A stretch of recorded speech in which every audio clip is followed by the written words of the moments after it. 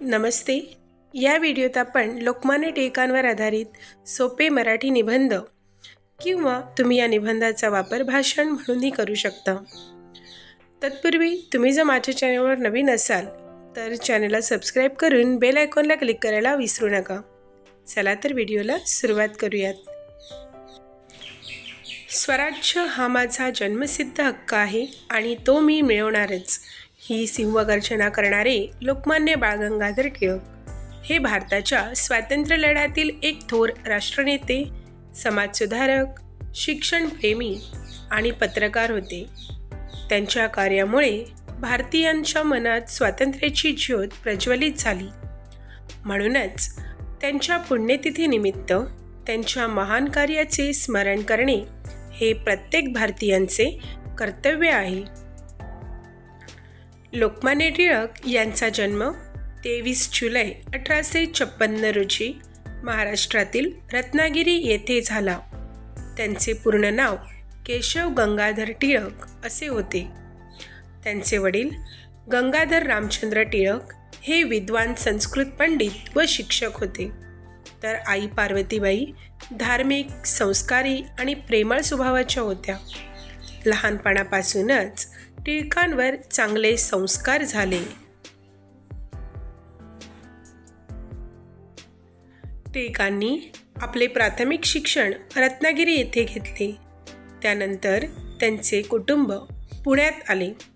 त्यांनी गणित विषयात पदवी मिळवली आणि पुढे कायद्याचे शिक्षणही पूर्ण केले. ते अत्यंत बुद्धिमान, अभ्यासू आणि सत्यप्रिय विद्यार्थी होते. अन्यायाविरुद्ध आवाज उठवण्याची त्यांची वृत्ती ही बालपणापासूनच होती. लोकमान्य टिळक अत्यंत जिद्दी आणि ध्येयवेडे होते. देश गुलाम असताना त्यांनी कधीही निराशा स्वीकारली नाही. तुरुंगवास, खटले आणि अनेक संकटे आली तरी त्यांनी देशसेवेचा मार्ग सोडला नाही. त्यांची चिकाटी आणि धैर्य प्रत्येकासाठी प्रेरणादायी आहे. भारतीयांमध्ये राष्ट्रप्रेम जागवण्यासाठी त्यांनी अनेक महत्त्वाची कार्य केली. त्यांनी शिक्षणाचा प्रसार व्हावा म्हणून सहकाऱ्यांसह न्यू इंग्लिश स्कूल आणि पुढे डेक्कन एज्युकेशन सोसायटीच्या स्थापनेत मोलाची भूमिका बजावली. त्यांनी स्वदेशीचा पुरस्कार केला. ब्रिटिशांच्या अन्यायकारक धोरणांचा तीव्र विरोध केला आणि स्वराज्याची मागणी जनतेपर्यंत पोहोचवली. टिळकांनी इतर अनेक राष्ट्रीय नेत्यांबरोबर काम केले. स्वातंत्र्य लढा अधिक प्रभावी करण्यासाठी त्यांनी विविध विचारांच्या नेत्यांना एकत्र आणण्याचा प्रयत्न केला. विशेषतः लाला लजपतराय आणि बिपिनचंद्र पाल यांच्यासह त्यांची तिकडी लाल बाल पाल म्हणून प्रसिद्ध झाली. या तिघांनी देशभर स्वातंत्र्याची चळवळ अधिक जोमाने पुढे नेली. भारतीय समाज एकत्र यावा आणि राष्ट्रीय भावना बळकट व्हावी म्हणून लोकमान्य टिळकांनी सार्वजनिक गणेशोत्सव आणि शिवजयंती उत्सव सुरू केले. या उत्सवांमुळे लोक एकत्र आले, समाजात ऐक्य निर्माण झाले आणि स्वातंत्र्याचा संदेश घराघरात पोहोचला. लोकमान्य टिळक हे प्रभावी पत्रकारही होते.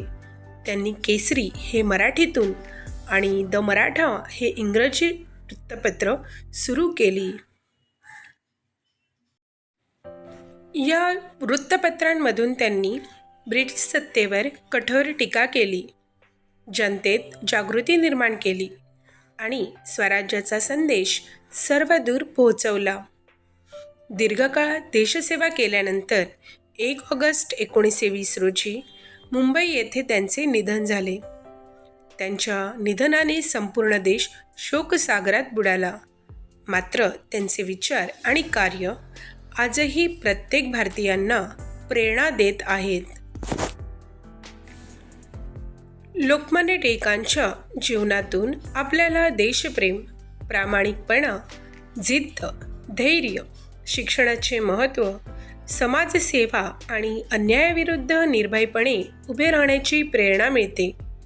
त्यांनी दाखवलेला स्वाभिमान आणि राष्ट्रसेवेचा मार्ग प्रत्येक विद्यार्थ्यांनी आपल्या जीवनात अंगीकारला पाहिजे.